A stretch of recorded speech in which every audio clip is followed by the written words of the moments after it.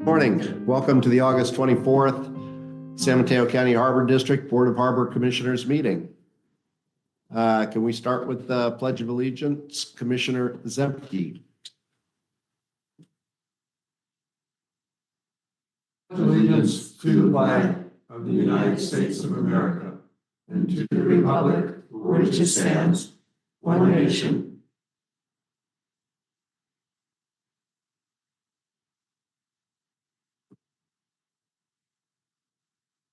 The alarm went off. Can we have a roll call, please? Commissioner Donrot? Present. Commissioner Zemke? Present. President Mateusz? Present. Commissioner Slater Carter? Here. This is a time of the day when we take public comments. I don't recall seeing any emailed in, and there's no members of the public in the room here joining us on this marvelous day on the coast. So at this point, we will go to commissioner comments. Do we have any commissioners that would like to? Commissioner Domerat. So I'd like to report out a couple of things. One, I want to thank staff for going with us to several marine science type facilities a few weeks back. Catherine and myself were in attendance. We went to the University of UC, they're not UC, they're state universities, San Francisco.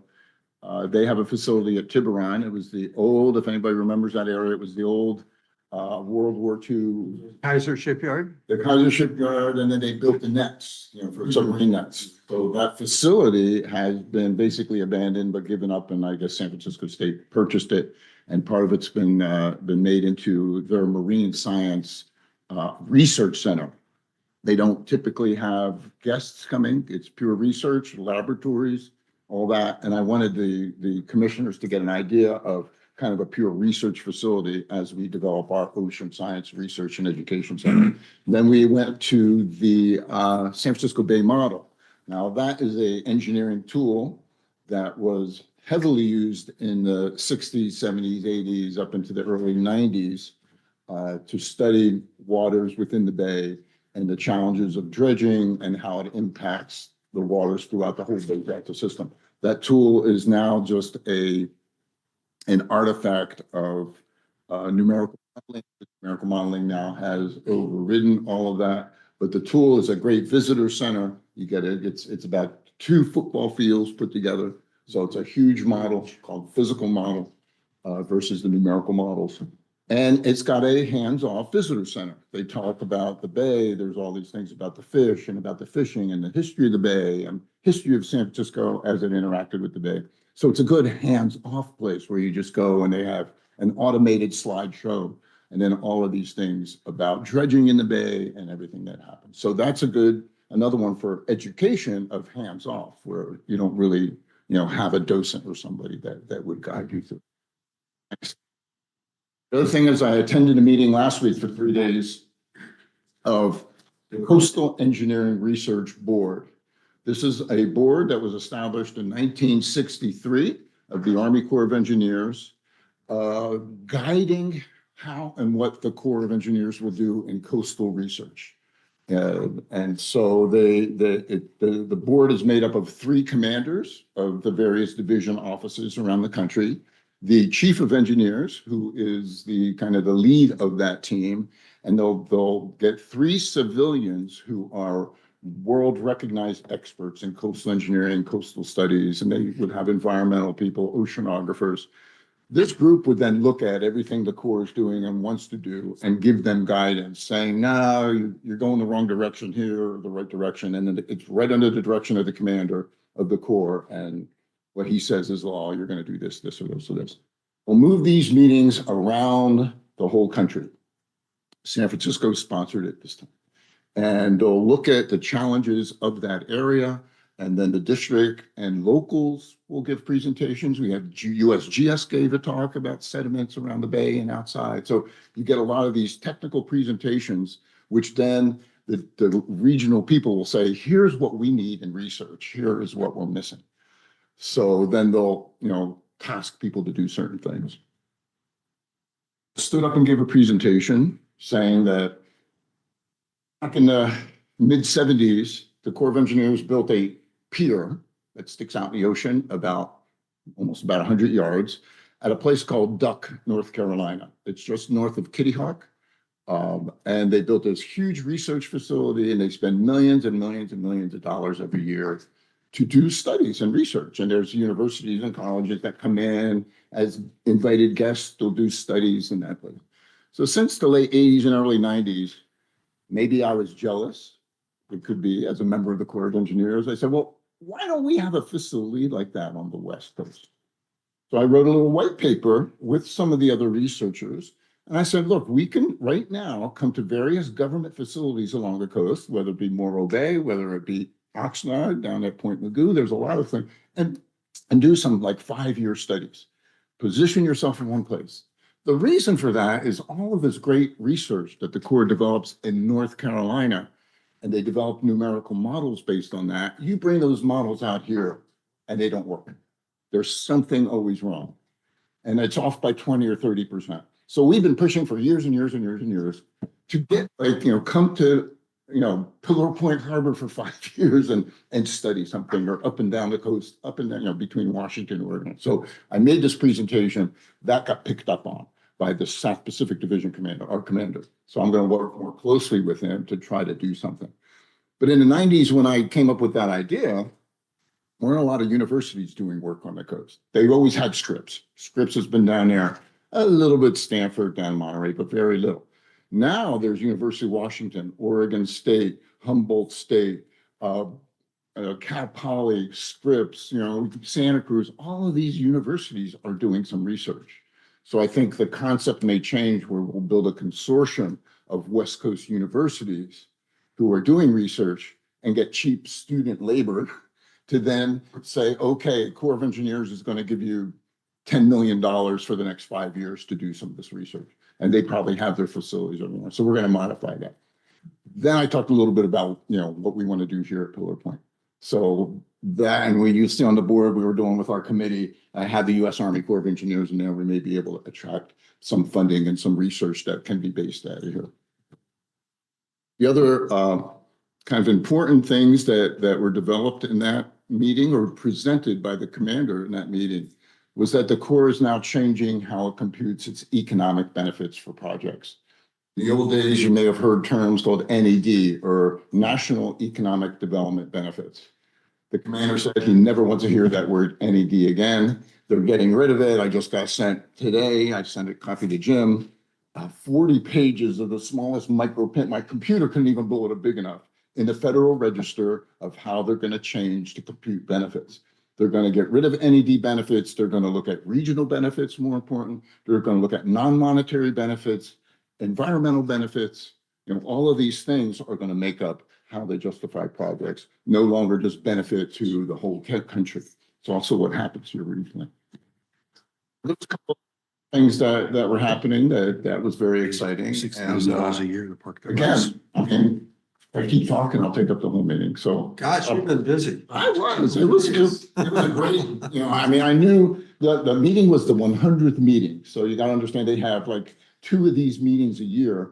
So, and I think I've been to at least 80 of those 100 of those meetings. Wow. But it is a great meeting. And then you, as a person locally, you would go to these meetings and find out, well, what's happening in Wilmington, North Carolina, or New Jersey, or Texas, or Hawaii, looking at the research needs and how we're solving some of these problems. So the whole Corps gets together, and all its core experts, and they get direction from this board that's saying, because if you're going the wrong way, they're going to cut you off right there. So anyway, that's all for now, but any questions or anything? Have kind of a note that I mentally made. You said that they've been doing calculations, they replaced the Bay model with a calculation. And then later on, you said that when they were running numbers about the West Coast over on the East Coast, they were generally off by 20 to 30%. Now, we've got all these people running numbers about global warming, and all these people running all these numbers remotely on so many things. And I keep wondering, I have been wondering for years, what these error factor is. And you've given me a point that I think I'll pay attention to in the future, because we're making as districts and as communities, these enormously expensive decisions based on numbers that everyone says, well, of course they're right, the computer did it. There's always error bands on all those numbers. You know, some Exactly. are bigger and some are smaller. The other thing that a lot of the local organizations were using were European models. So the Corps of Engineers said, well, look, we're developing these models for millions and millions of dollars. Corps, you have to use core models, numerical models, computer models, unless you can demonstrate that those models don't work. So within the Bay, the Danish Hydraulic Institute, there's all these models that they developed that actually work better than a lot of the core models. So, numbers are numbers. You have to have good numbers to put in, otherwise you get garbage numbers out. But all of this stuff and all of that data all has error, percent error on them, and you always got to watch that when you're looking at the results. It's my point exactly. And, I'm glad we operate with local numbers on One of many the major things. takeaways of this new approach is if they had this approach in 2015 when they evaluated the Surfers Beach project, where their decision was it wasn't economically viable, the project would, if they did it today under their new process, would be economically viable. So it's a significant change for us and good news. And it's good for us that we're going to be reevaluating that for us now. Pacifica fell into that hole back in 14, I guess. Also, they did a report that says, well, that the economics just doesn't look good. So that kind of died. So, I mean, I think you're going to see a lot of these places revisited under this new formulation of how to compute the benefits. Well, good. I'm glad we're involved and up to date and keeping the public informed about all of this stuff. Because so many people are running on 1980, 1950 history. Well, history is important, but you can't take the data from then all the way now, and look at what the information is now and what information is missing. They make presentations that look, that's why we want to do some of these, field research facilities on the West Coast, because we have gaps in data and we need to fill some of it. Exactly. Well, hopefully you can get them interested in rebuilding Artificial Reef. Somewhere I told somebody that you had just done a paper and I was going to get a hold of it for them, and now I've got to get a hold of it and I can't remember who I was going to send it to, but I still want to read it. I can say, there's a couple papers in a program we called Section 227, came out in 1996, where the Corps gave a bunch of money, I think it was $60 million around the country to come up with demonstrations of different things. So in Florida, and I think I'm going to say New Jersey, but I could be wrong, they did some artificial reefs. The Florida one was more like a ball with holes in it that would be more for fish and habitat. It wasn't like for recreational surfing or anything else. So there are some of this going on, and those reefs are, they're developing several of them all over the world. And, we want to look at how that can apply here. So. Or the president tells us we're off topic. That's true. Just turn my microphone. Any other commissioners? I have no comments. All right. Are we on commissioner comments still? Yes, we are. I understand that for the tenant building, I know that there was an issue from some of our tenants that they didn't want the new quote unquote retail center, I guess now known as the tenant building, to be changed. So I don't know if everyone knows that, but I just want it to be clear that, some of the lessees that we've gotten into a lease with new ahead of time, that this was going to be forthcoming. So I just want to keep that on everyone's radar at this point, because, I think there may be some attempt to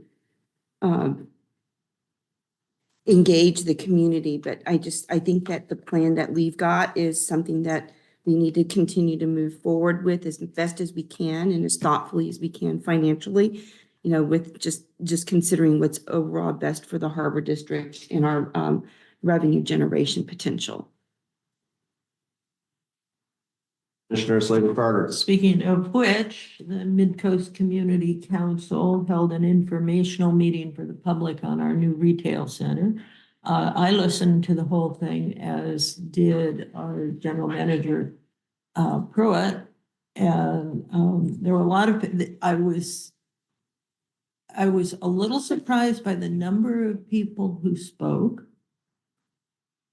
But I just want to assure everyone that this is in the pre-planning stages.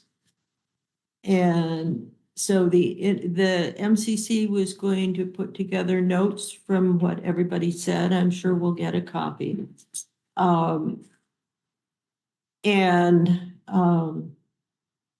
hope people will stay in touch, but always remember, this is a enterprise district.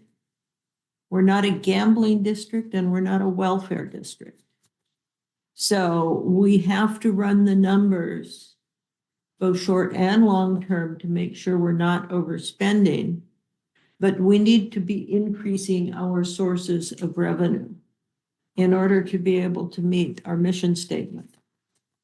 And in order to meet the needs of the public, not only who heavily uses the harbor, but we'd like to get more people coming over. And this is all well and good, but there are things we need to do to be able to have that happen. So I'm looking forward to reading what came from the MCC. And yes, the initial discussions that I have sat in on have all said we want it to look like our harbor. We don't want it to look like Carmel. We don't want it to look like even Monterey with a boardwalk down the pier. But we do want it to be inviting and friendly for people who want to come and visit, and also to support our fishing industry, which the state and federal government are doing as much as they can to put strong limits on. So we're out there, we're looking at it, but this is going to be a long time down the road. And I thank the NCC for having it serious, because I think we need to keep people. I think one of the missions of this board is to be transparent and keep people informed. Thank you. Have anything? No, I have nothing.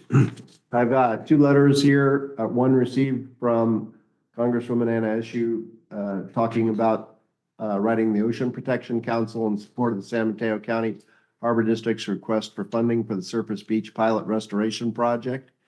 Copy of the letters enclosed.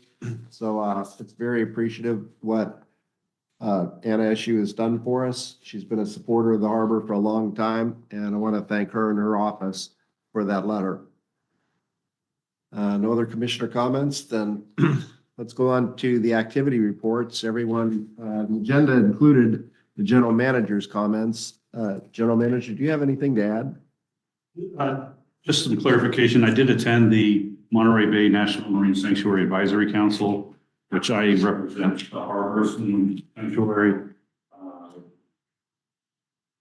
Pushing real hard for new legislation to require all vessels operating within the sanctuary to have insurance.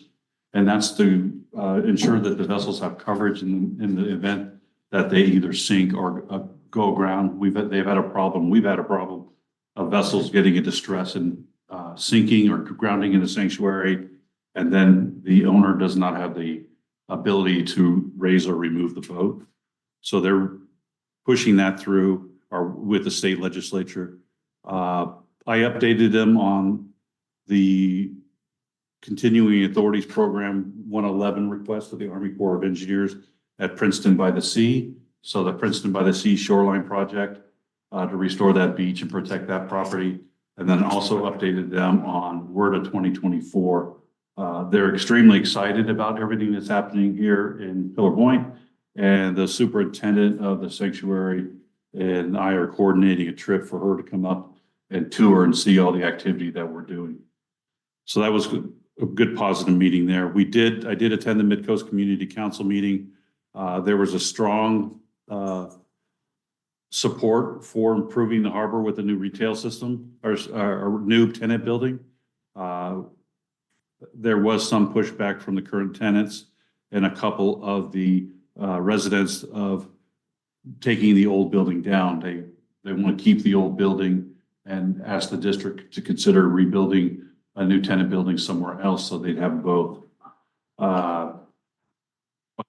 The MCC itself was very positive and supportive of what the Harbor District is trying to do with that. Also, just for transparency with the current tenants, I met with them as a separate group and with the architect and went over the current status of the tenant building and what the current drawings show the building as. So they're fully aware of what it is and what we're doing. So that was also a good meeting. The SB1 grant from the Ocean Protection Council, we did submit a full grant application a few weeks ago.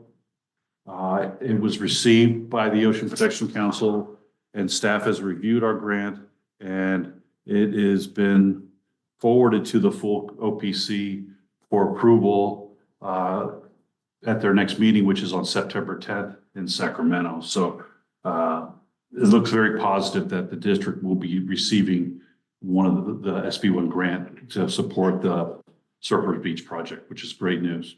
2.9 million. 2.9 million. In that sanctuary meeting, was there any discussion of how to notify some of the fishermen's organizations about the insurance requirement that could be coming up? For instance, have they tried to communicate to the Half Moon Bay Fishermen's Marketing Association? I don't know, but the fishermen's, the chair representing fisheries, I do not believe he or she attended. Okay. Commissioner Zemke, Bill Moran. Yes. At the Marine Sanctuary meeting, was there any discussion about, I heard some rumblings last week from people discussing a possibility of an area off of San Francisco and Pacifica called the Donut Hole. And what that means is there's an area that extends that there's no sanctuary activities and no sanctuary there. There were some rumblings that the sanctuaries may look at changing that and getting rid of that donut hole. Doesn't really affect the harbor. We're already in a sanctuary. It could affect maybe how people fish up there. It will definitely make things harder, such as, depositing sediments or finding sediment sources, if you're in the sanctuary, kind of like we may have the challenge here. But I was just wondering, did anybody talk about it? There was no major No discussion. mention, okay. So those are rumblings. I'm not sure how true they are, but we'll have to kind of watch that maybe. The history of that marine sanctuary borders is fascinating. But I think that donut hole was created for Pacifica to be able to have its outflow from the sewer plant. It's quite possible. And then they shifted it to an on-stream or on-land And facility. facility where they run it through wetlands, and they've gotten that tuned up and working quite well from what I've heard. But I hope people are looking at maybe the benefits to having something like that too, not just getting rid of it. Because there are, maybe that would be a good place for a test reef. Mhm. Because the marine sanctuary, you don't need to get their approval there. That's true. In fact, I was part of a team of 5 old people. We call ourselves old surf dudes. And we're all retired professionals in engineering and coastal. And we have one gentleman who was on Jimmy Carter's administration staff. But we wrote a paper dealing exactly with that. It was an unsolicited opinion paper to the city of Pacifica. I also mentioned Pillar Point in there because it dealt specifically with building multi-purpose reefs as a protection mechanism for the city of Pacifica and other places. So I could provide a copy of that to anybody who'd want one or to all the commission, if you want to take a look. I'd love to have these kinds of things available on our website. I've just been trying to find things, for instance, at the county, and they've got their website so AI that you can't find anything. And so I ended up, for the piece of information I needed, going to the Mid-Coast Community Council website, because they have links and other things. And I think I would like to see this harbor district make those kinds of information available. Because by the time you get into what all the agencies are doing with sort of AI, they're forgetting these little papers and notes that have great value. Anyway, yeah, so that's where that came from, and I think we should be pushing that as a potential reef habitat, if nothing else, as a place for the fish to spawn True. and the kelp to regrow. I too attended the MCC meeting that General Manager Pruitt is speaking of. There was discussion by some of the tenants that the move would be devastating to them. However, one of the tenants that said that has not complied with the terms of their lease in opening a restaurant. So on the nature transparency, there's still one of the spots there that is not bringing the harbor additional income. They're paying rent on it, but we're not getting our percentage. Any more comments on the general manager's report? Director of Operations. Last month was very busy at both harbors on July 4th. Staff did an excellent job making sure that everybody that visited our facilities had a good time and were safe, didn't have any issues at all. At Pillar Point Harbor, Pacific Beach Coalition successfully conducted another trash pickup, which our staff assisted with. We also at Pillar Point Harbor had the Dream On car show, the first annually. It was great. It was very successful. Yeah. In spite of the weather. Yeah. Forgot to Getting larger mention and larger every year. I think so. And then I'd like to thank Assistant Harbor Master Dante Madrigal for giving a presentation about Pillar Point Harbor for the Farm, Fish and Flowers event. They do that annually and did a great job. They also arranged for a local urchin diver to provide samples for the group that attended, the very large group. So thank you, Dante. And then we did receive also a second 2 in 1 week compliment on how clean our restrooms are at Pillar Point Harbor. So I know from my years in hospitality, managing marinas, that restaurants, hotels, every hospitality industry really is judged by how clean the restrooms are. And to get one compliment is unusual because it is kind of just an expectation. So I'd like to thank our entire Pillar Point Harbor staff for their attention to our restrooms, the great job that they're doing overall, but specifically Harbor Master Chris Tibby and our harbor workers, Daniel, Jose, and Dave. At Oyster Point Marina, again, they were very busy on the 4th. Everything went perfectly, no issues at all. Harbor Master Smith was able to get at no cost to the district with South San Francisco our launch ramp parking area completely repaired and repaved, which is great. Fishing there has been a little bit slow in July, and now but during April, May, the halibut and striper were really hitting, and it was very, very busy. The parking lot was packed quite often. Commissioner Pruitt already mentioned that our letter of intent, which was very in-depth, actually everything necessary for the application for the OPC.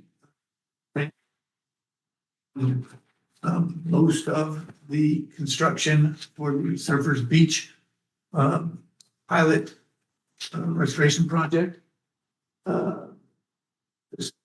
The staff recommended approval, and as general manager said, we'll be going in front of the entire board for their approval on September 10th. And then we also, our grant team, CSS, were able to submit a letter of intent for a US grant. We remove over $1 million to remove the sunken 94-foot tugboat, Caleb, out of Zero Point Harbor, out of harbor. That's all I have. Excellent. Any questions? All right, that brings us to the administration and finance activity reports. Thank you, President Mateusz. Good morning, commissioners.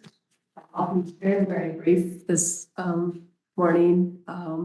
The things that are not included on the administrative activity report include all the work that we're doing for our training and the implementation of the HR functions and the ERP system. Next week, we have training Monday through Thursday. And we're also preparing for the fiscal year end close and audit. So our staff is very busy putting together a lot of information for that. Thank you. Thank you. So there are 8 items on our consent calendar. Is there a motion to approve all the items by consent, or would anybody like to pull any items for discussion?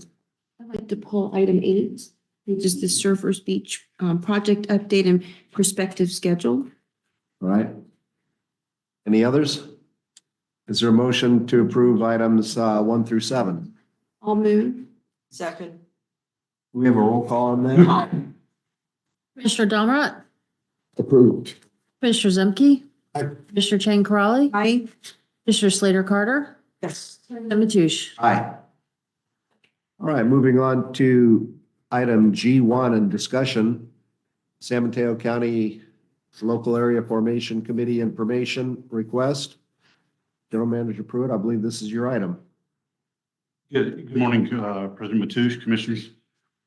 On the 29th of July, the district received a letter from LAFCO requesting, or asking several different questions and requesting some documents and information. If the response was due, original response was due last week, but talking with their executive director, I got the deadline extended till Monday of next week to enable the board an opportunity to review the draft response prior to submitting it back to LAFCO. The attached responsive letter and Exhibit A, which is the meat of the response, has been drafted by staff, answering all the questions, including the additional question that was received a few days later, asking about more information about the Surfers Beach project. There are multiple exhibits and enclosures to the report. Some of them are several hundred pages long. We put those online so that you can click on the reports instead of printing them out and trying to conserve paper there. And I believe the report tells our story. The LAFCO letter says this is our opportunity to tell our story and what the district provides to the public. And so that's how we approached in drafting it, is to tell the story of the Harbor District, really focusing on the last 5 years of the Harbor District's history, because that anything earlier doesn't necessarily reflect what the district is doing today. So I tried to focus that on what we're doing today and what our plans are for the future. With that, I am open to any comments or suggestions on improvements from the board and seek your approval to sign and send the letter. Commissioners, comments? And for the sake of the public, we have a LAFCO representative and a LAFCO alternate. on our board here. You're So talking about us, right? if the shoe fits. All right, I And saw right two, now, I I saw don't two know about- hands go up, so I don't Commissioner know about Slater. Virginia, but I am wearing my San Mateo County Harbor District Me too. shoes. Me too. Or do you have, you should. In reading this, and I admit I'm only, I'm not even 2 years through this, being on this district. But I found it fascinating. Questions I have is you talk about a 2017 lease, which I admit I was a member of the public when I was paying attention to this, and I have always wondered about the financial analysis, and I'd like to see a current one of building a building at Oyster Point. The 40,000 square foot, yeah. Since 2017 and before that, Oyster Point has changed incredibly in the area surrounding it. The Harbor District hasn't had any opportunity to say anything, and to be real honest, finding Oyster Point anymore when you go into that east side of South City is a real challenge. I've gotten lost there many times. And the cost of construction has gone up significantly since then. And there's even, and there is a surplus of rental space available in California for commercial rental space. So I see that we're going to ask for it to be extended, and I would like to have a full board discussion on Oyster Point and the details of that. To find out the financial, because if we're going to be talking about changing it, we need to know what the financial consequences are. And so that's that big building there. 40,000 square feet is about the lunchroom of some of the other buildings there. It might be a good place for very small businesses to want to be, or it might not be because nobody can find the very small businesses. And 40,000 square feet is a lot of commercial retail for the liveaboards who are there. And for the people who use the ferry to get there from Oakland. So I'd like to see before, it's stated very factually in this letter to LAFCO. And I think that if that's what we want to present, that's what we could present. But I still want a larger discussion in the near future. Commissioner Chang Crowley. Are you done, Catherine? Yes. Okay, I actually have, did someone else have it? No, I just wanted to respond to Catherine's okay. comment, and probably we can talk a little bit more about that when we get to the Oyster Point Marina Liaison Committee, because we will be meeting with them. But that's probably where we can talk a little bit. Right, Maybe not to the right. depth that we need to, but we can at least mention it. Well, I think it's a good start, but I don't want LAFCO to be going around making us obligated for an old lease that, or an old contract that that did not change with the times. Right. Okay. My turn, okay.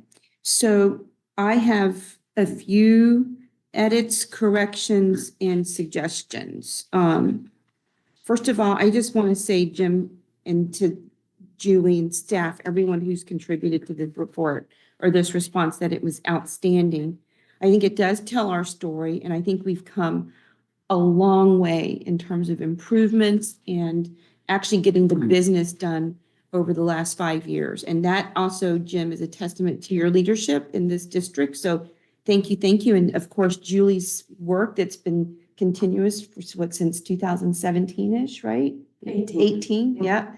I mean, just tremendous, tremendous work in what I would call the biggest success turnaround story in San Mateo County of, in terms of public agencies. So thank you, thank you. Since I read this on my computer last night, I'm literally looking for these areas, but so if we can go through some of these pages, specifically, Jim and I talked about one of the issues in terms of, what was it, Jim? It was the cost of goods for construction, and I can't remember, I can't find it in this section because it's very different from how it was laid out on my computer. But we talked about adding in their language about how COVID kind of helped. Our get us discussion stuck. centered around the district's inability to meet the December 31st, 2024 deadline to replace Right. docks 12, 13, and 14, Yeah. which when the original cost estimate, both the city and the district estimated the cost to repair those docks or replace those docks would be less than 5 million. In reality now, now that we've done all the design, engineering, and permitting, it's closer to 18 million. And that's just well beyond our budget to achieve right now.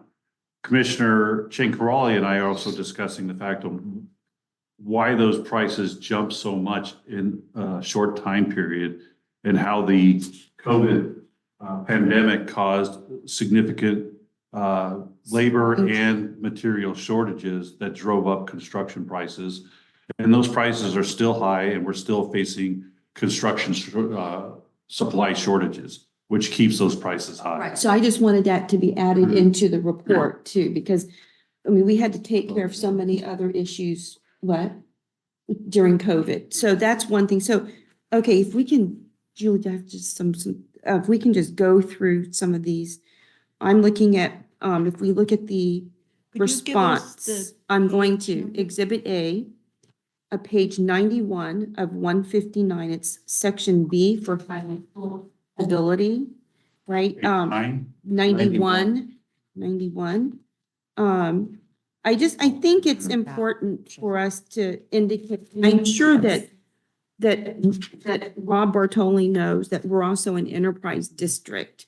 And I didn't really see that in here. In other words, our financials are also driven by the fact that we have to deal with leases and fees and rents because we are, part of we're 35% of our budget is enterprise money, right? So we can kind of indicate that in this, I don't know what section, I just threw it in enterprise, or in the financial ability, because they were talking about fees and our rates being reevaluated and tenants, so somewhere in there to indicate exactly, why it's just like a one sentence description of how we're And that's also. right there in the first Well, thing under 1B. yeah, but I think it has to be it's got to be tied to the revenue piece. Isn't that what it says in 1B, first paragraph? Okay, I'm looking at. 92 of 159.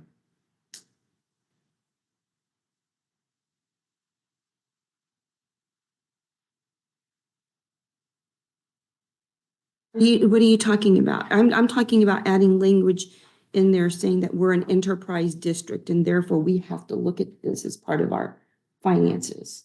It's part of it. I don't read anywhere in here that it says that is a basic part of our analysis. Right, which it is. And well, it is with Virginia and I can't speak to passports.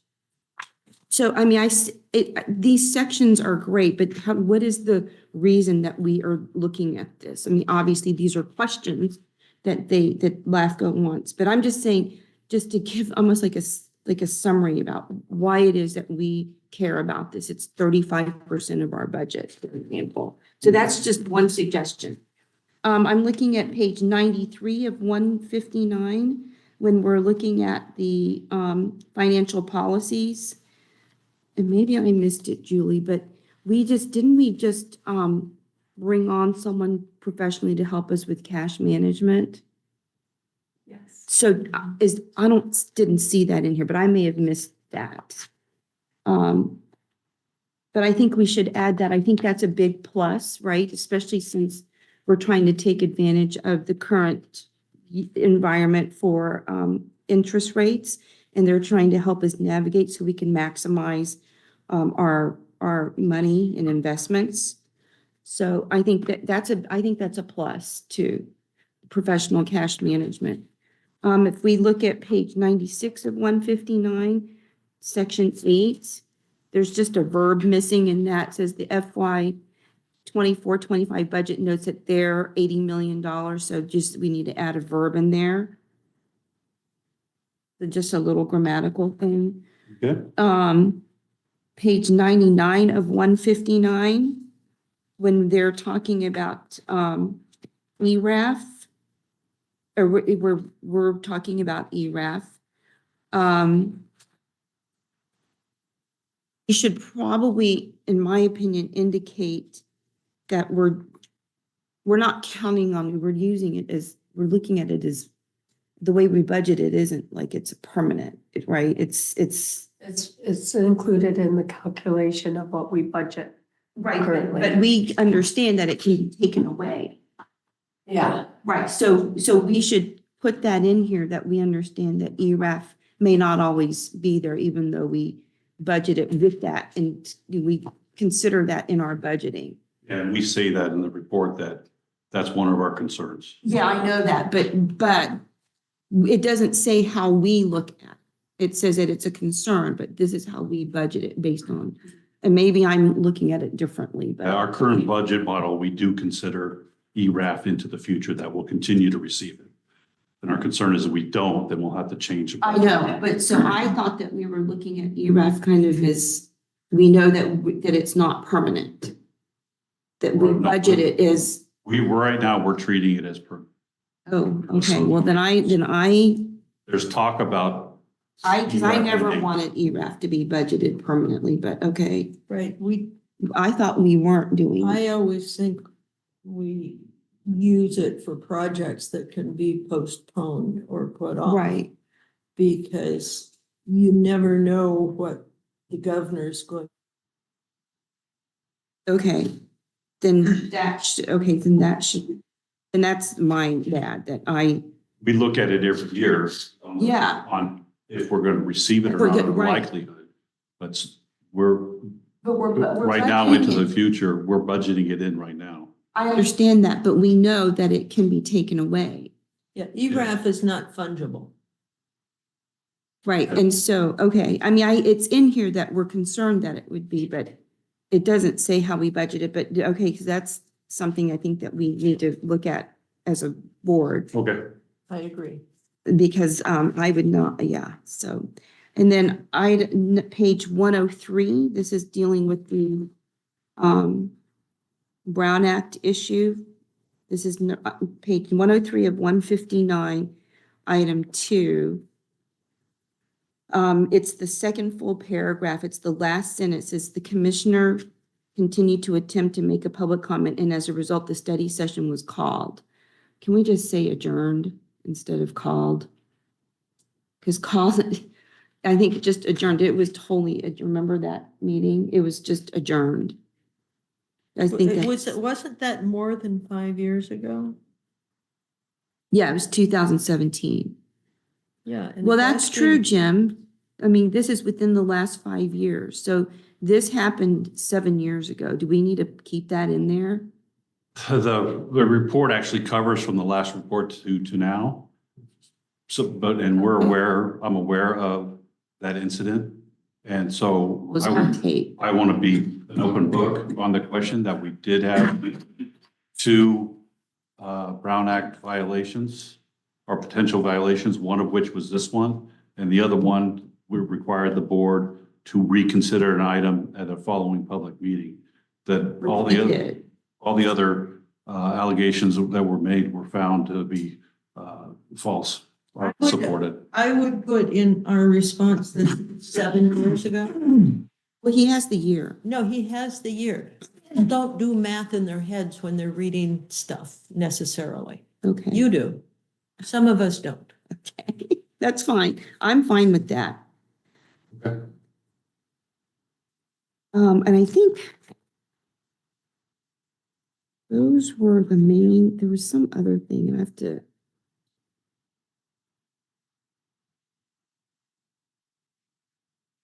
Those were the main things. There were, I think I had some issues with the property uses. Starting with page 106 of 159. I thought those were really great explanations, Jim. I just, yeah, I mean, I think everything else was fine, but those were like the main things. I liked how you handled the one shoreline thing, despite the fact that they weren't communicating with us in general. But I'm glad that we're, kind of on the same page now. So thanks for that. But I mean, those are just my suggestions and edits. Following up on that comment with the one shoreline, just a minor change on page 101 of 159. The first bullet, reestablishing beach to serve as a nature-based protective zone instead of wall. People Oh, yeah. don't like walls. Yeah. So we're going to stay away from Oh, that. and it is a zone, right? Just for zone, I think zone would work. That's Maybe a the kind different of word. thing that will come back and haunt you with the naysayers. And you're kind of going, oh, well, we're not in favor of wall, but it says in this. So I like zone or area or something like that. Anyway, those are my suggestions and edits. I hope that's helpful. All right, we're good on this topic. Staff has got direction. I will Well, update the letter with those and issue the report on Monday. Are y'all okay with that? Those changes? Okay. All right, moving on to G2, MOU with Coastside Fire Protection District. General Manager Pruitt, this is your item.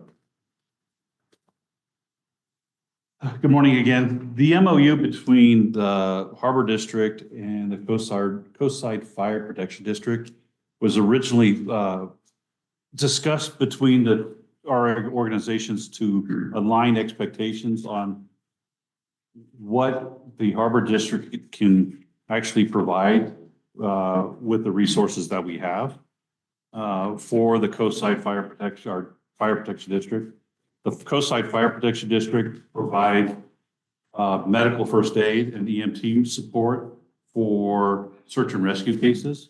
And they, from time to time, request assistance from the Harbor District to take out their firefighters to treat or evaluate patients or victims of search and rescue cases. And we're happy to do that. It's part of our business of what we do at the Harbor. And one of the shortfalls of the Harbor right now is we don't necessarily always have the crew members to staff the boat. But there's no rules or regulations that prevents a firefighter, if properly trained, to serve as a deckhand, to get the boat underway, to make sure the staffing on the boat is safe to respond. So I met with Jonathan Cox from the Fire Protection District. We discussed an MOU, drafted the MOU together, and Cox already presented it to the Fire Protection Board, and they approved it for signature and sent it back to us to bring to the board this month for our approval. And if the board approves it, we'll go ahead and get that signed and back to them. It's a great tool. The staff, both the staff and at the Harbor and the fire department understand their roles and responsibilities now. The board member from the Fire Protection District was very happy with the draft or the language of the MOU. Said that it was very educational for the board on what services that the Harbor District does provide for search and rescue here on the coast. One big point being that the firefighters, when they respond to on-water incidents, they don't get wet. And what I mean by that is they don't enter the water to retrieve people or victims of search and rescue. Only the Harbor District does that right now on the coast side. So with your approval, I will sign that MOU. We're also in the process of trying to contact somebody within the sheriff's office to draft a similar MOU with the sheriff's office. Any questions? That's my report. Commissioners, Yeah, I had one question. Under the operation area, it's listed as from Pillar Point in the north to Pigeon Point in the south. And I assume that does not cover the entirety. That of was the a typo. coastline. It should have said, and it's been updated to read from Pedro Point. Oh, Pigeon Point. Oh, okay. Is it just a Pigeon Point or is it all the way down to the Santa Cruz County line? For us, it's down to Pigeon Point. We can go down to the Santa Cruz County line, That's what I would but add. it's a little far for us to go for immediate emergency response. So like Santa Cruz could come. Because, yes, Okay, Santa Cruz has a harbor patrol that that can will, also respond. okay, then we don't have to change. So that's, Pigeon Point's really the outside limit of emergency response for us. Commissioners, Just, Domrat. just to call on it, an update that is what happens north of Pigeon Point? Like if we go, not north of Pigeon Point, but north of Pedro Point, Pacifica area up to the county line, the LA City Pacifica County line. That's where the county starts. We're not, who covers that area? The sheriff's department and the Coast Guard. Okay. Coast Guard's a lot closer to that Yeah, area. that's why Santa Cruz would be closer to that portion between Pigeon Point and Santa Cruz. We do respond off of Pacifica. That's why I remember there were some responses. One case, we had one of our harbor masters actually swam out to rescue somebody from the beach. They hoisted the Coast Guard came in with the helicopter and hoisted the victim and left our swimmer in the water. And he swam back by choice. He did not want to be hoisted and go to the air station. And then the most recent case off Pacific, unfortunately, at the request of the sheriff, we went out and recovered a body that was located floating in the ocean. So will the MOU cover any requests by the sheriff if they were The- requested to go up there? This is from the Coastside Fire Protection District. So Pacifica is outside their zone. So under mutual aid, they may go out there and go with us, but it's not covered in this MOU. Commissioner Chankrali. So I am so glad this is happening. So thank you, Jim, and thank Chief Cox for us too. I think it's great. I'm glad that we have such a wonderful working relationship with Coastside Fire, and I think that we should approve it. So, I mean, can I make a motion Please. to authorize the general manager to execute a memorandum of understanding with the Coastside Fire Protection District? Any associated cost incurred will be mutually agreed upon by both agencies. I think it's a fair MOU, and I thank their board of directors for approving this, and also Chief Cox for working with us to make this happen. Do we have a second? I'll second that. All right. Roll call. Melanie, please. Commissioner Zemke, Aye. Commissioner Chang Crawley, Aye. Commissioner Slater Carter, I, President Mateush, Aye. Commissioner Domrat. Aye.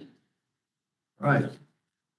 Moving on to item G3 in discussion, Ocean Science Center Committee Report, Commissioners Domrat and Slater Carter. This is an information only. So we did talk quite a bit about that in the previous discussion where we had commissioner comments.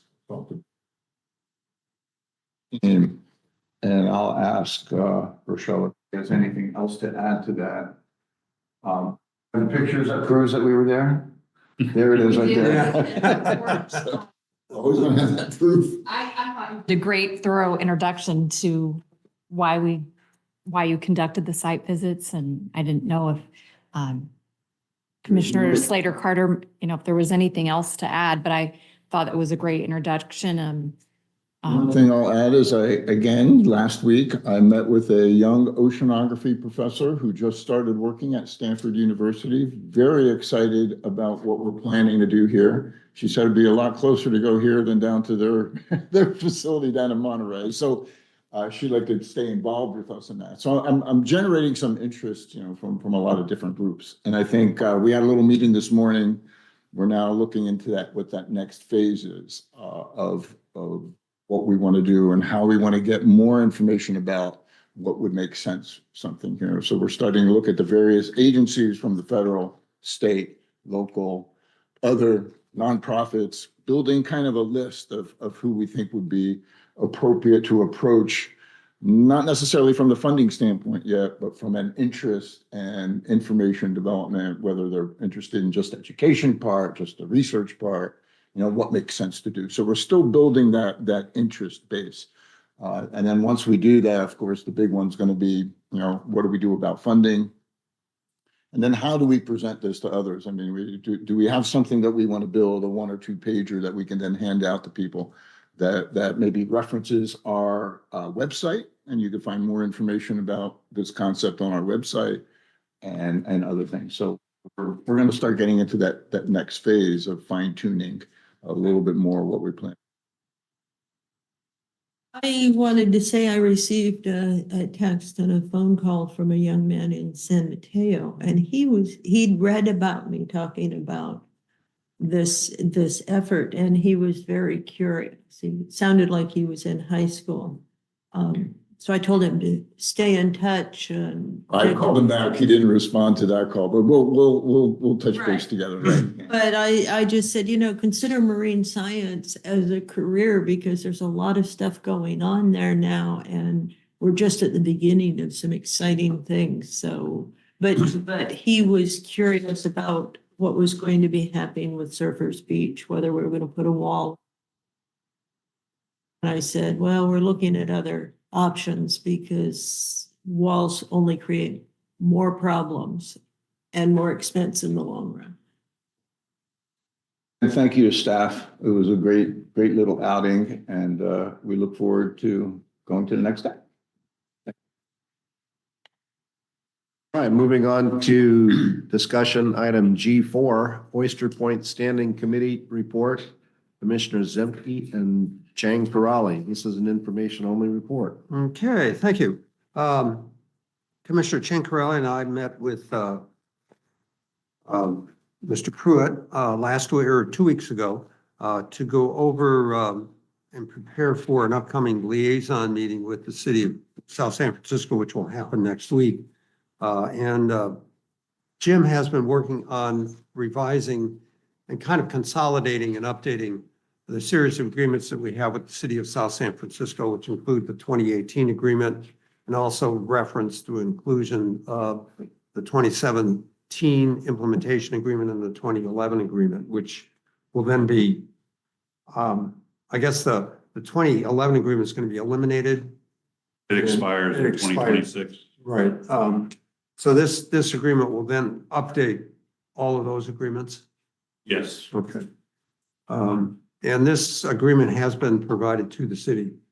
Yeah. Yes. Have they responded to it yet? Or are they going to do that next week or? They have not responded to it. I have a follow-up tomorrow. Okay. The agenda is, it lists the MOU as staff is asking the joint liaison committee authority to continue discussions, to present an updated MOU at our next meeting with the liaison committee. The point on the 40,000 square foot building is that the 2018 agreement incorporates the 2011 agreement, which provides that the district may build a 40,000 square foot commercial building on Oyster Point, in which South San Francisco would then lease the land for that building back to the district. I think it's at $1 a year. Right. And since 2011, the district hasn't had the opportunity to take advantage of that. The whole Oyster Point's been under construction, but now that construction is slowing down, having discussions with wanting to continue to have that opportunity to build that building into the future, because that expires in 2026. I think is very important for the district. Right now, if we do nothing, then that Would go away. That opportunity would just go away. It doesn't mean we will. It just provides an opportunity.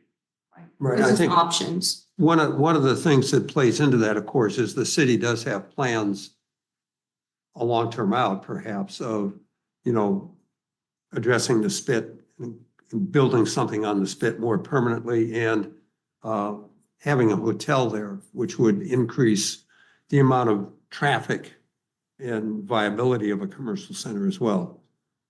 So that kind of enters into the timing of when we might be interested or when it might be economical Yes, and to pursue a 40,000 square foot. I have a meeting this week to review their current status on their progress about addressing the flooding caused by landfill subsidence. Right now that the spit has gone down several feet because it has subsided on the landfill and it floods at high tide. We actually have waves crashing all the way across the spit at plus tides. So their plan is to raise that spit, and I get the update on that. I believe it's tomorrow. I have a meeting with them. So excited about that, excited about the possibilities of maybe reestablishing the bait shop that we had to close out there during the construction, and then also reestablishing fueling capabilities at Oyster Point. So all that's included with the new MOU and will be discussed at the liaison meeting next week. Right. Okay. All right. Any questions on, Commissioner Slater Carter? Yeah, I'm just, as always, curious about market analysis for that area post-COVID. Because everything that we have is pre-COVID Right. and pre-construction. And things have changed an awful lot. And I'd like to know, for instance, we're looking at sea level rise. How high are they doing this fill? We don't want to be building or constructing stuff on a fill that's going to be underwater in 20 years. And I'd like to know the contemporary financial analysis on if this is a break-even situation, which I think is okay, although I'd love to see us paying some of our labor because we've got 13 people working there. And so those kinds of numeric analysis I'd like to see before we enter too tightly into this agreement, because we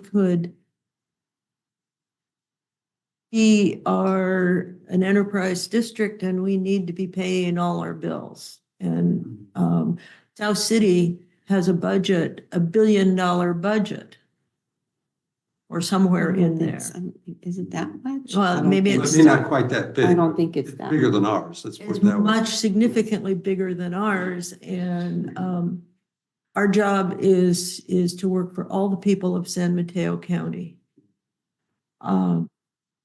And so I'd like to be able to see all of this come out as to what is in it for the district.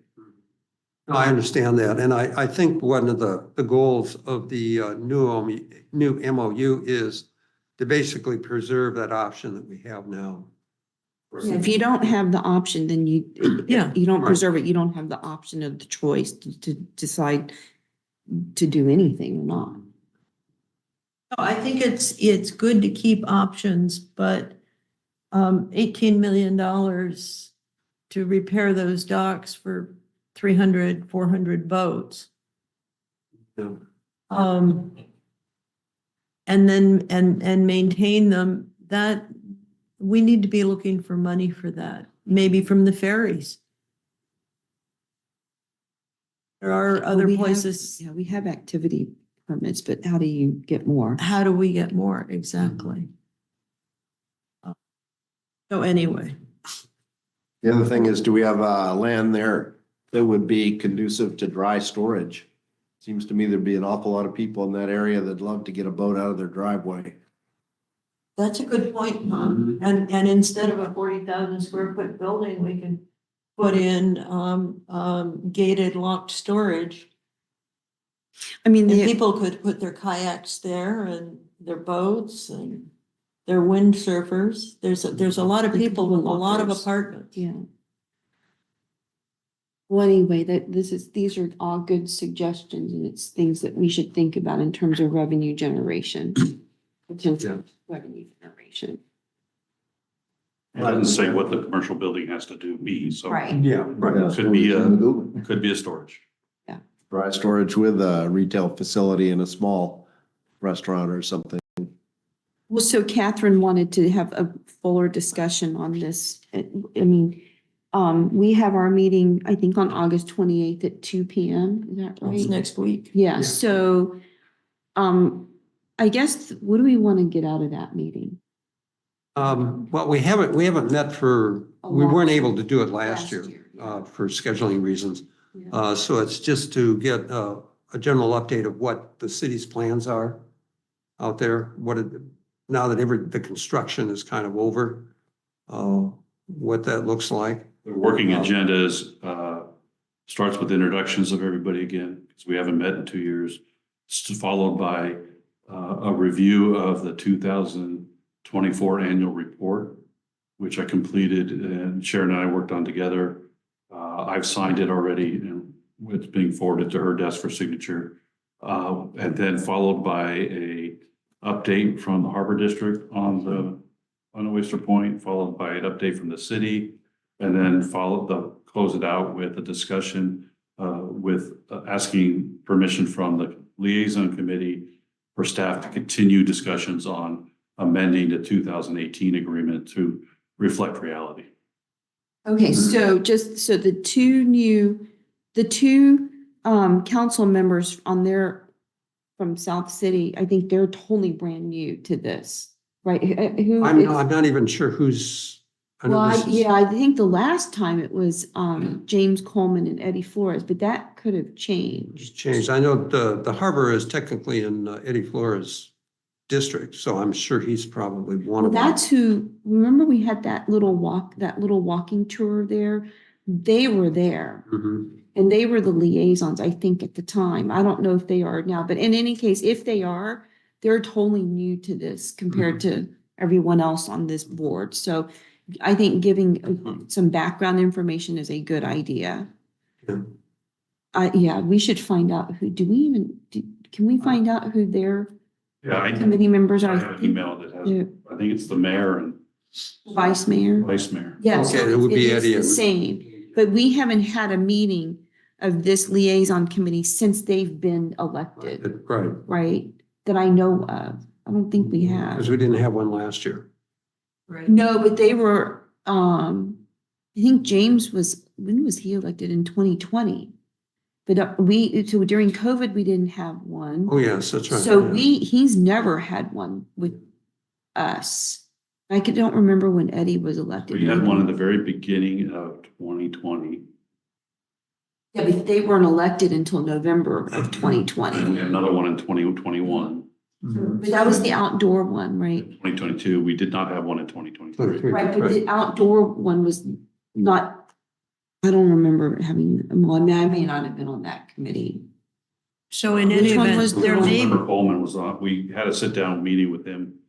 last Okay, time. That was before Eddie Flores was elected. yeah, because was he elected? Okay, in any He case, was 2022. 22, yeah. Yeah, so in any case, the point is that we were gonna have to review with them the background information. Mhm. Okay, and the South City budget, to correct my misstatement, is 145 million. million, yeah. And I think they So have. it's a lot more than Well, us. more than us. Yeah, but they're now dipping into, from what I'm reading, is that they're dipping into their reserves. So They I are. don't know what their Yeah. financial situation is like right now. But we need to figure out how we work with them in that regard. We don't want to dip into our reserves. Well, our reserves are significantly less than theirs. That's my point. All right, any more on our Oyster Point Standing Committee report? Moving on to item 5, Pillar Point Retail Center Ad Hoc Committee report. Myself and Commissioner Slater Carter. And basically, we met August 15th, discussing the Retail Building Ad Hoc Committee.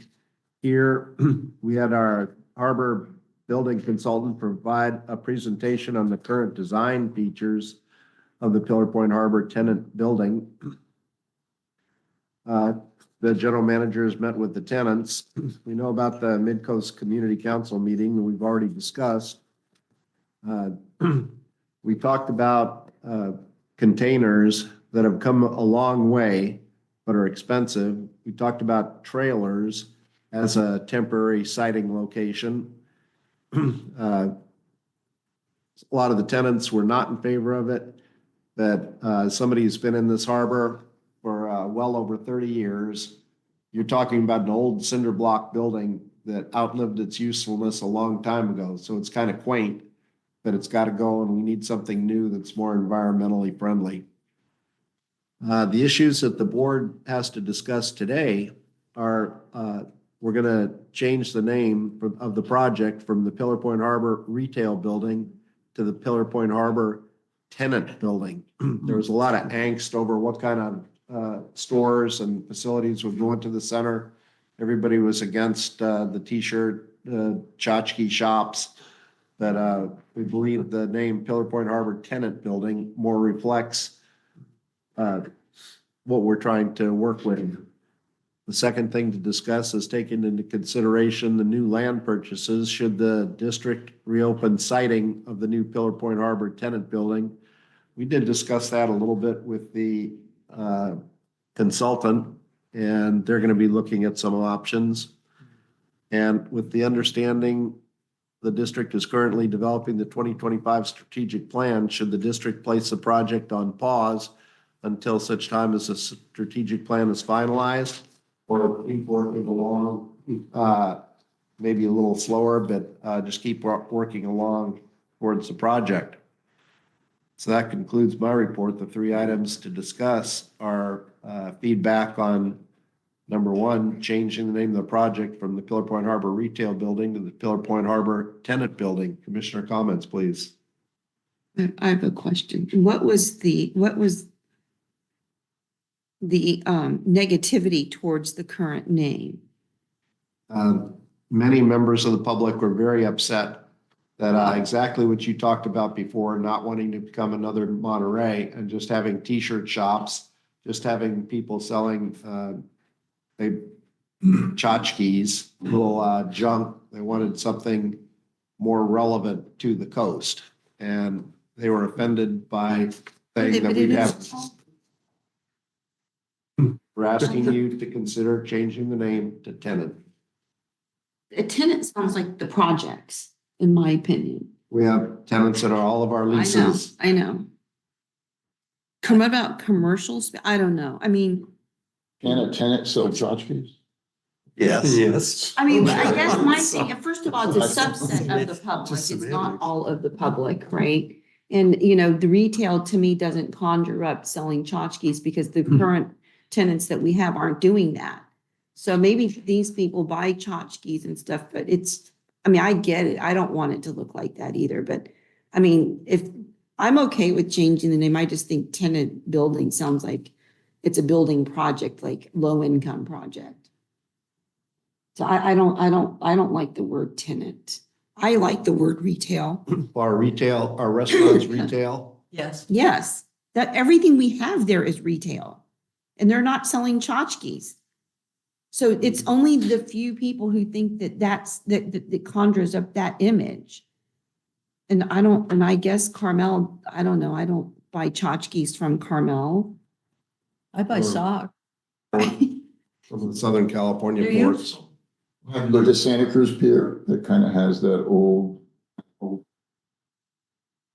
restaurants. It has little tchotchke shops. It has nice shops with a lot of.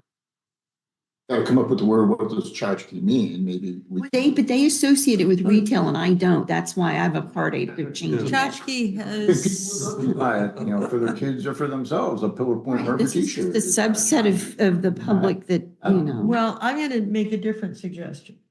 Okay, good. I think we call it the Pillar Point Bait Building or Pelican Building or I know people are. Business center. How about Deals. shopping area or something? I don't I like- I like personally, retail. I find retail is fine. I do too. I'm I not don't. worried about it, but if we do, I think we should be thinking about our future in terms of what we want to attract people with. And we could always take the name of a boat that started in the harbor or something. Well, or how that- about Pillar Point Enterprise Project or something? I don't know. I think there's a lot of different things. I think we should keep retail until we come up with something. Yeah, I But I agree. love the idea that we're going to be working with the migrating mural folks and we should be naming, you could have the kelp forest picnic area or something, so that we take a different kind of retail approach as to just a commercial lease approach. Point Sales Center. Well, that sounds like a call center. All of Pillar Point Harbor Enterprise Zone or something. I don't know. I'd be careful with that because I'm not those are I'm under- kind of those are joking, but. underwritten. Yeah, I think changing the name, let's I'm figure fine out with- in our strategic plan where we're going with this before we. I just, yeah, I'm fine with that, Catherine. I just think this whole thing. I've been watching the Pelicans. I'm sure everyone has. I think the Pelican building is cute. And then we can put pelicans all around it, on murals on it, and people can recognize it. Anyway, I agree with Catherine. We should just keep it until we come up with a better name at our strategic planning session, if we even want to. Since we're not selling pelicans or even pelican feathers or anything, it won't be confusing. Well, but there may be an expectation that we do something that's like put it together a pelican sanctuary, which I don't think that's what we're. No, we couldn't feed them all. Anyway, I like your suggestion. Just keep it with retail building, keep it at retail building until we come up with, if we even come up with another name. Yeah, I agree that, tenant building, I guess I don't have a warm fuzzy feeling about that. Right, like inviting. But retail seems to fit the picture and Maybe for now, maybe when it's Yeah. formalized, we call it the Pillar Point Center. Yeah. Pull Point Maybe Harbor Pull Center, Point which is Harbor actually not that. yeah. Okay. I agree with We can Catherine. keep that for now because that's what we're looking at the future of building a retail center. And once we get it, we just call it the Pillar Point Harbor Center. Yeah, I I like that. and we could always change it to the Pillar Point Harbor Center right now. We could. Going back. You take Well, a I think that I would, you want to make a motion? Because I think that's a great idea. I like. Sure, I'll make that a motion. I second that. Wait, there's no action item. This is just a receipt. Just Oh, information. okay. Can we put it- I like We're it. we're simply discussing. Okay, got it. Oh, discussed. Okay, but can we put this?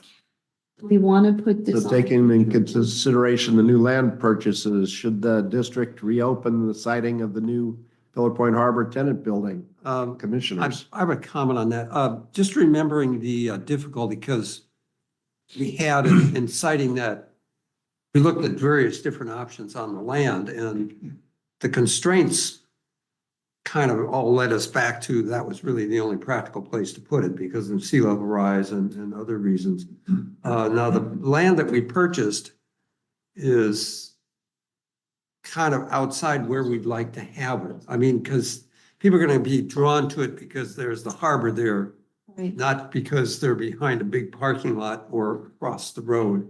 And then you also have, where would this county or city or public opinion want you to put it? Because I think putting things along the road may run into some opposition.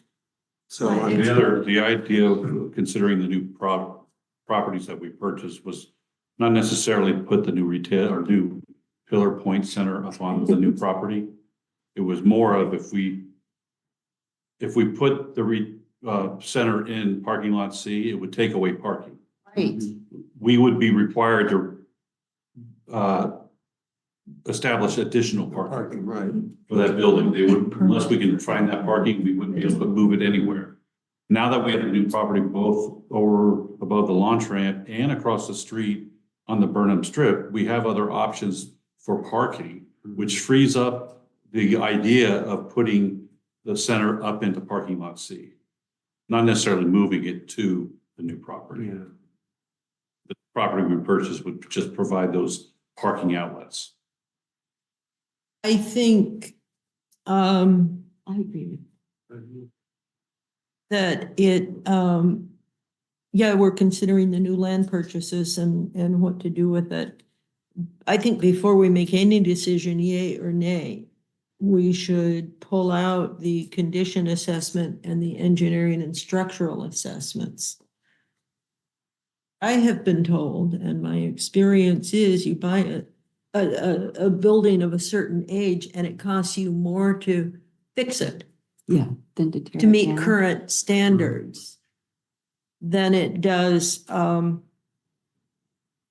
to tear it down and start over. For instance, I have to, my house burned in a fire, and the code up, bringing a 40-year-old house up to current codes is going to, the ridge beam isn't even adequate. Oh my God. The tie downs to the foundation need to be redone. Now, this was a perfectly sound house. It didn't even shake when the washing machine was running, like most houses. But all of this, and the roof was stable, everything else. There's charcoal inside on the house, like most of it. But in talking to an engineering, the engineering and structural upgrades are going to be significantly expensive. And it's cheaper, what he said, is because of mold in particular, to tear it down to the foundation and just, if our foundation is good, reuse the foundation. But the foundation at Pillar Point Harbor, I don't know how good that is. Given all the earthquakes, because it's just within hundreds of yards of a major earthquake fault that is the potential strength of the one, all of a sudden, the San Andreas fault. And you can see it when you're driving past the airport and there's that bluff on the east side of the Pillar Point, and that's the earthquake fault. So you can see what kind of potential that has, and it goes out to sea significantly off of Pacifica, but it's only a few hundred yards from our structure. So we need to make sure that we are kosher, that we meet all the current engineering standards before we make a commitment as to where we're going to put it. Commissioner Domrat. So are we in agreement on number 2 that we don't think that the new land purchases really impact us going forward with what we wanted so far? Well, it might, maybe. I mean, I'm concurring, I guess, with. Yeah, maybe 1 and 2 and 3 kind of fit together in the, Yeah, I agree. the strategic planning. plan may conjure up some things that might be relevant to the. What I would say is if 2's out, I understand 2 and 3 kind of hold in, but can we continue with 3 to some point where we would have to make some kind of final decision? So if we get rid of 2, there isn't really any other siting that we're talking about. So, you see what I'm saying? I mean, I'd like us to keep going forward until the point where something is going to stop us that it then costs real costly if we have to go backwards a little bit. But if we get rid of number 2, saying, look, the new land areas, really aren't in that mix. We've been through all that already. Then 3, can continue the way we've been going. Well, and let me add It will that make us focus without 2. changing the site of that structure changes a whole lot of the permitting agencies. We will have to go through coastal and goodness knows how many others. Whereas we can call it a rebuild and keep, a couple old 2x4s that are gray and scenic and rebuild around it. Oh, I know, we're keeping it as a rebuild because we have $1 million bathroom there. Oh, that's right. Yeah, don't want to lose that. We don't want to lose that $1 million. Definitely not. Well, I have to agree with Commissioner Zemke and Domerat. We've had all the site considerations in the past. My suggestion is examining temporary siting for alternative locations and looking at the parking. But this is all going to be working through the strategic plan anyway. Right. I have to Right. say, let's not Keep stop three. this. We've got to go ahead. One thing that was interesting that the Harbor District consultant talked about, we could basically do that project 1/2 and 1/2 because the way it's constructed, so that's a possibility. And build it up one side, then build it up the other. But that's a remote possibility for the future. So I think that with the upcoming strategic plan discussion, we're not going to put this on hold, but that's the strategic plan is going to help put legs on this thing. Yeah, right. Okay, That's the end of that item. good. Search and Rescue Committee report. Oh, I think I'm up again. Well, both of us are, but yeah, you can go ahead. I thought you'd have Phoebe. All right, Chaired the Search and Rescue Committee met on August 15th. And Commissioner Chankrali chaired the meeting remotely. No, I was here. Oh, were you on that one? Yeah, we were here. Okay. I can, do you want me to Go ahead. talk? Okay, so basically the highlights are in the report. And basically, the main thing is that we reaffirmed the Harbor District's commitment to providing search and rescue capabilities on both the coast side and Oyster Point Marina. One of the things that I think was an open item was that President Mateusz and General Manager Pruitt were going to meet with Supervisor Mueller to talk about what we talked about. And so did that happen? No. The meeting was rescheduled to next week. Okay. And so that I guess then we'll get an update next month on this. Yes. Okay, because I think that's important to understand how the county might or might not fit into this. We also discussed how we were very happy about how the MOU that we approved with Coastside Fire was happening and moving forward, and the need to have a similar MOU with the sheriff's office. And I think Jim is involved in getting that started. So Jim, do you want to talk about that a little bit? I mean, there may not be a lot going on since this meeting, but. I've sent a few inquiries to the sheriff's office and I'm waiting to hear back. Okay. One thing that we discussed was how do we move forward with our own crew? And so something I think Jim's going to explore if, and it's a big if, our harbor masters should be sworn officers, right? The cost of that would go up tremendously. So Jim, I don't know if you have any updates on this. We're looking into Looking at it. Right? similar models on how they staff harbor district or harbors, such as Santa Cruz. They have a split staff where they have harbor masters or harbor workers that take care of the maintenance. And then they have a security staff, which are sworn police officers that take care of control safety aspects of the harbor and also the water, and then also do the search and rescue aspects of harbor's work. The other aspect of it is having the additional staff of sworn officers on staff will be able to free up the time of the other deputy harbor masters to do more maintenance work and upkeep and have more staff available so that our availability for search and rescue on the coast side will greatly increase it. Right now, because of staffing, our ability to do search and rescue 24 hours a day is significantly reduced. Yeah. And but going into that sworn status would require different training, all of that, and Different training, cost structure. Costs different. Yeah.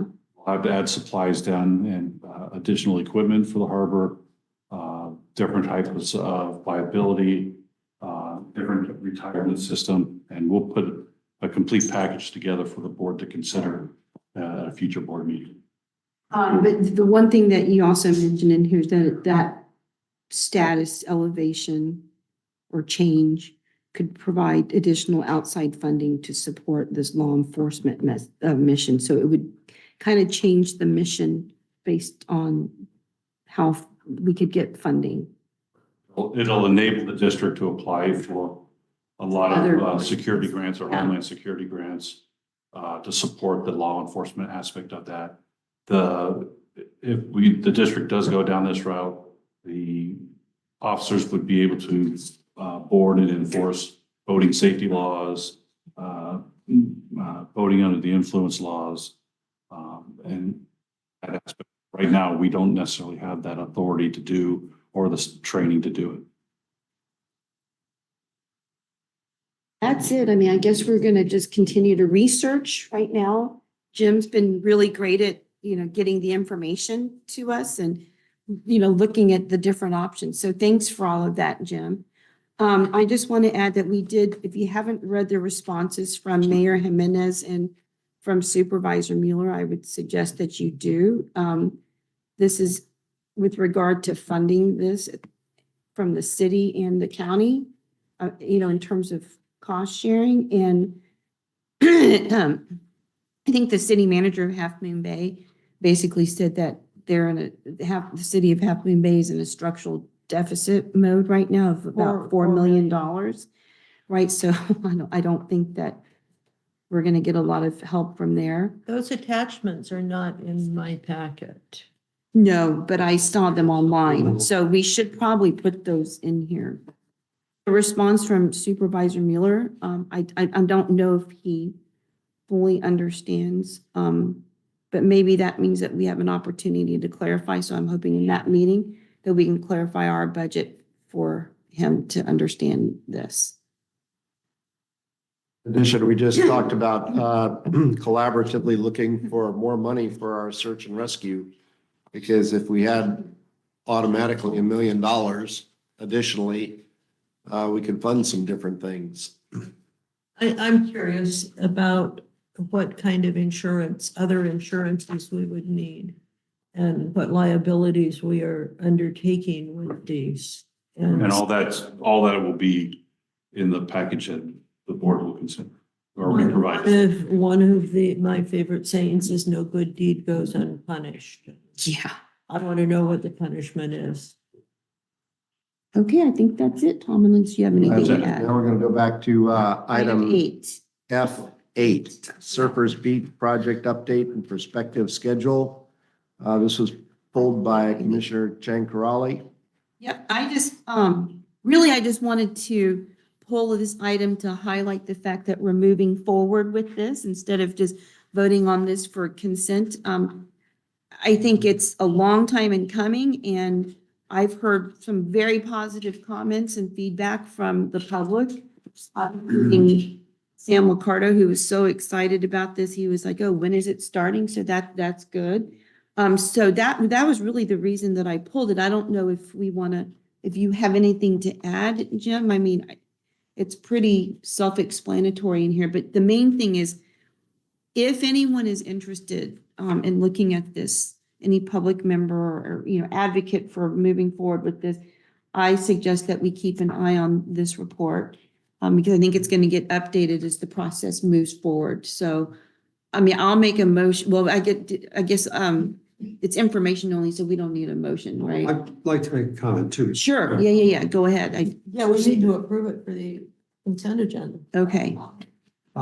That's true. John, I found the compliance matrix that our consultant put together very helpful. I Very. mean, I have to get my magnifying glass out to read some of the printing, but it gives me an additional level of confidence that we're really got the momentum here and have this task firmly in hand. So thanks for getting We've that got a together. very professional team working for us with regard to all the permitting challenges we have had, for many years now.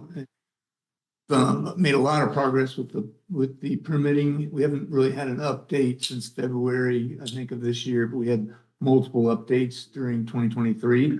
We'll continue to update the board. So this was a very, it's a good process that we had this update now. Yeah. And that also our design engineering permitting consultant also had a couple attachments, as you say, the permitting matrix, which better explains not only the past permitting hurdles we've overcome, but also where we're at with each of the. All the little details to follow. Exactly. We still do have to jump over a few more hurdles, but bottom line is February, nothing's changed with regard to us still intending on issuing the invitation for bid for construction in mid-October. And then hopefully starting actual construction, having everything completed to where we can get a authorization from all the permitting agencies to begin construction in early spring, mid-summer.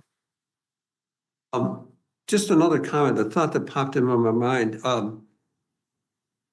Since it took us so long to get here, when we actually start things like, moving the eelgrass and stuff might make a PR opportunity to make a press release saying, here, we're finally going to do this, and this it can kind of draw attention to what we're doing. As we discussed earlier too, I think it's great that under general manager's direction, we were able to, and the board is responsible for hiring CSS, which was our new grant consulting firm. And they did an excellent job helping our design engineering permitting consultant put together a successful for the Ocean Protection Council grant for $2.9 million to help us with the construction.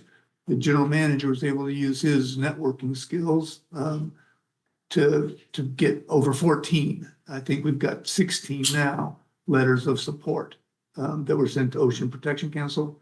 And I think that greatly assisted with their staff recommending our approval. And again, on September 10th, their Ocean Protection Council members will, in fact, be considering approval. Just a little follow-up on what Bill was saying. I mean, prior to my being on the board, I worked a lot more closely with Brad Damitz, our consultant.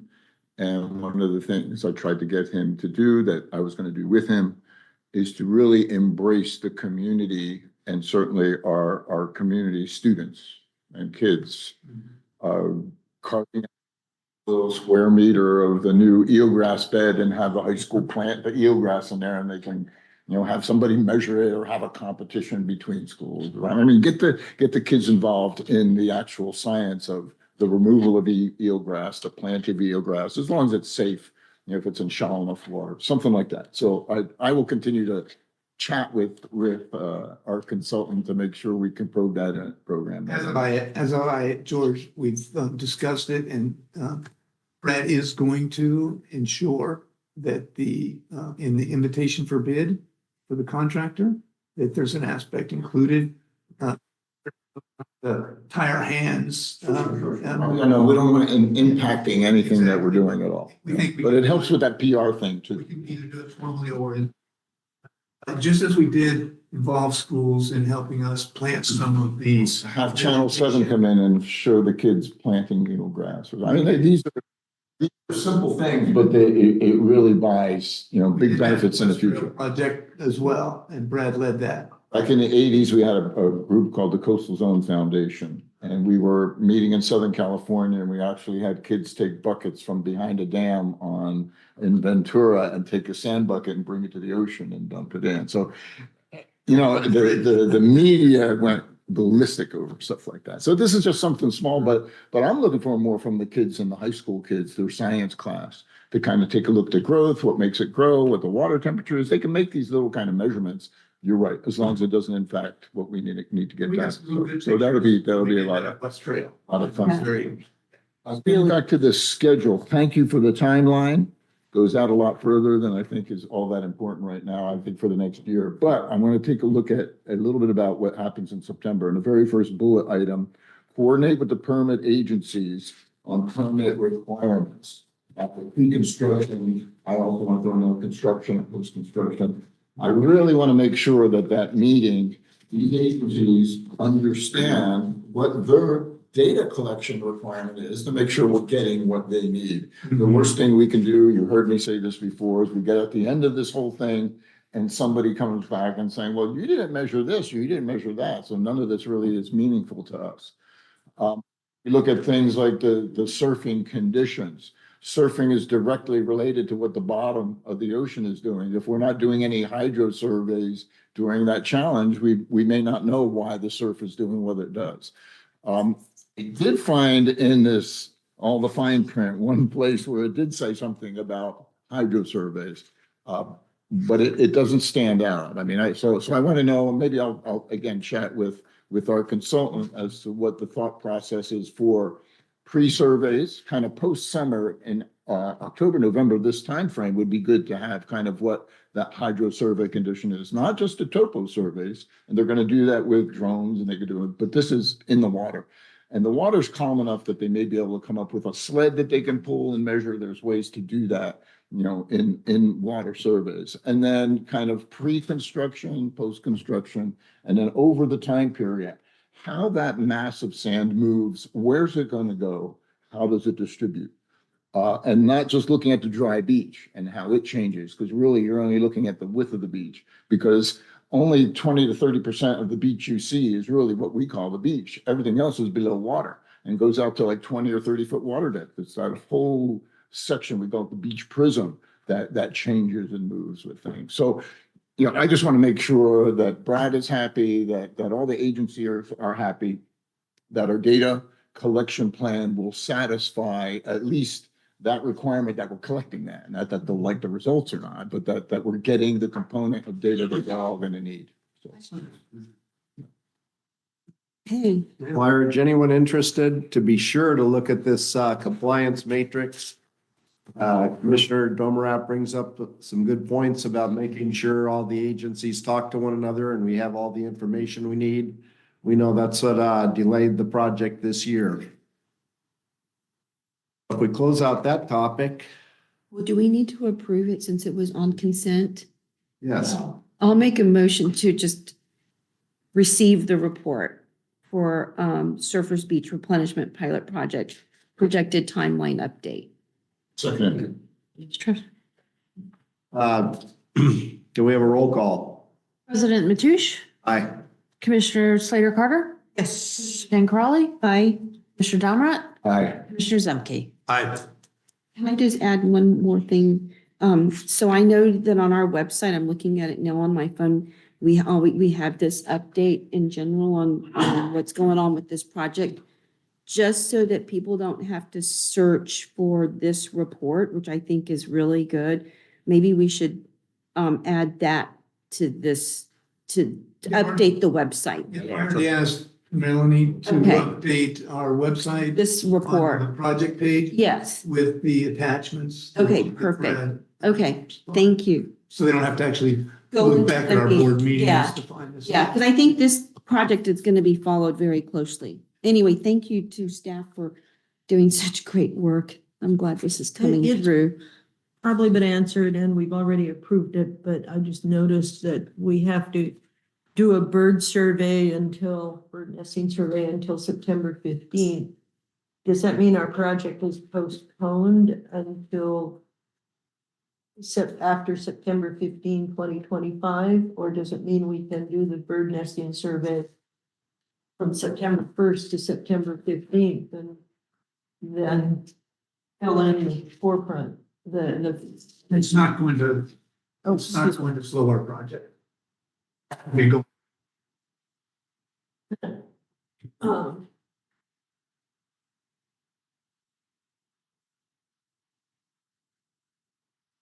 All right, we're on to future agenda topics. Commissioner Domerat. I'd like us to start thinking and maybe discussing the potential that, maybe we have this already, please correct me if I'm wrong, like a public relations firm that could help us in promoting kind of a lot of our new initiatives as we go forward. Also maybe improvements to the website, making it, you know, as Commissioner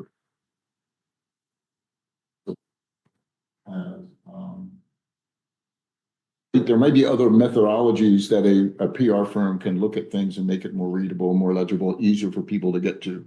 But then also, you know, helping us with promoting a lot of the activities that we're going to look at the harbor, whether it be the Ocean Science Center, whether it be other kinds of recreational fun activities at the harbor. Maybe we could start initiating a discussion if something like that is possible. So. Do we need to vote on that? I kind of comment, is that something we can work into our strategic plan consideration? Rather than have a separate meeting, I think. No, I think it's part of something that kind of I falls think that's under great. That's a great. that umbrella of the strategic plan, but I don't want to lose the thought. Yeah, So I think it's a good place for it because it really would embrace everything that we're going to be doing and have Right. somebody formally that can, you know, it shouldn't be up to staff and all of the pressure that we and all of our subcommittees put on staff to prepare this and that and the other thing. So I'd like to get a little pressure off of them and see if that's possible. I agree, and I just want to say that the fact that we're even at this point to be able to discuss this is just amazing. And I think that it just shows that there's a lot of good work that's been done and it should not be unnoticed. So I agree. Well, yeah, but we can talk about some of that too. Don't we have somebody right now that we're paying to do some work for promoting the harbor? Just locally. I think we need somebody with countywide connection. I've reached out to a firm to discuss the possibilities of doing exactly what Commissioner Domerat's talking about, and I got a proposal back, but it was very cost prohibitive at the time I was looking at it. Well, I mean, I think and at least we can put it on the strategic planning committees, or the strategic plan agenda, just to talk about the need and the options. I mean, we Yeah, may I not be can- able I to can afford notify- it. Yeah. Roush and let him know that it was discussed. I actually talked to him about that. We're good to go. Well, I hope he put that in there. Okay. Do we have any idea when the strategic plan is going to be The meeting. scheduled? Right now, I know he's conducting the interviews. I don't know if he's completed them all yet. I've been interviewed. I have not yet. Yeah, I gave him, My fault. I did give him your phone number. Okay. Did you have a future? All right, agenda for one of item? the future agenda items that I'd like to look at Oyster Point, sorry.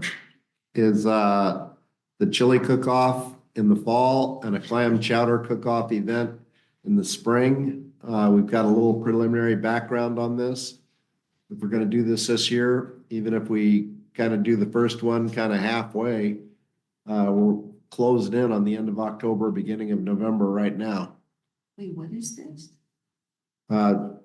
Two new events, your activities, people have been very Oh, active. okay, okay. And we said we want to bring a chili cook-off to the harbor, and this would not be new. No, I know, Since I've, I'm just, talked to people that used to have these in the 50s and 60s, so. I attended in the 80s. the firefighters have a chili cook-off And that's then, happening. this clam week. chowder event. So, well, since we're not discussing it now, let's put that on an agenda and make it come live. Just in addition to that, I know when we discussed this, I did communicate a little bit with the Skyline College Jazz Orchestra, jazz band. They'd be more than happy to come. They don't charge any money. So Fun. you know, that timeframe, they play in Half Moon Bay at the Odd Fellows every year. And they would probably continue to do that. They do that like in December, but the October timeframe may fit for like a 2-hour concert, you know, during or. So that's something that we can continue to talk about. If I can make a recommendation with that is, prior to next meeting is have the committee, ad hoc committee meet and come up with a plan for the board to consider Yeah. and move forward with it that way, instead of staff trying to develop It's on a an ad hoc. All right, I an agree. idea on their own. Yeah, I agree. perfect. We also have the holiday lighted boat festival. Yeah, which are we Which doing is that? December 14th with a backup of December 21st. And then there's an informal, I still believe it was a few years ago, and I saw it, the informal, Witchers and Warlock paddle in the harbor. The Santa paddle. And Yeah, then there's a No, Santa there's a paddle. witch too. paddle too. Witch and Warlock Or paddle. like, yeah. That'll happen before Halloween, I guess the Saturday before Halloween, I remember seeing it. It'd be nice to formalize some of these things a little bit more. I know the Witchers one down in Morro Bay, they get over 500 people participating, and there's a volunteer fee, and those dollars collected go to the community for homeless. It's a big thing all over the country, so it'd be nice to maybe more formalize some of these. But The we'll- activity committee can The work. activity. All right, but do we have any things to decide for future agenda items? Anything we've got to vote on as a board to agree on? I'd like to see a discussion on the finance of the, agenda. The 40,000 square foot piece or Yeah. what? Just the overall view of it in one place. Sure how soon we could do that necessarily. I mean, it might be a good topic for the future agenda, but Well, that's what she's saying. That's why I'm bringing it up Oh, under okay. future agenda. Because there's gonna be lots of discussions, we may as well keep the dollar amounts contemporary. Does that meet with staff's ability to put something together? No, it's our Ted to bring that to the board already. All right, But Yeah. we can vote on adding as an agenda item sometime in the future. But when that comes through the Oyster Point Subcommittee, I can't tell you what date that will be. okay, so I'll make a motion, Okay. because it's a future agenda item, so it doesn't have to be be next next month. month, right? So I'll make a motion to put that onto the Oyster Point issue onto a future agenda. is there a second? I'll second that. All right, roll call, please. President Mateusz, Aye. Commissioner Slater Carter, Yes. Commissioner Jane Corrali, Aye. Commissioner Domrat, Aye. Commissioner Zemke. Brings us to the point where we're looking for a motion to adjourn. So moved. Second. Roll. President Mateusz, Aye. Commissioner Zemke, Aye. Commissioner Domrat, Aye. Commissioner Jane Corrali, Aye. Commissioner Slater Carter. Yes. Meeting is adjourned, 11:57. Thank you. Yay.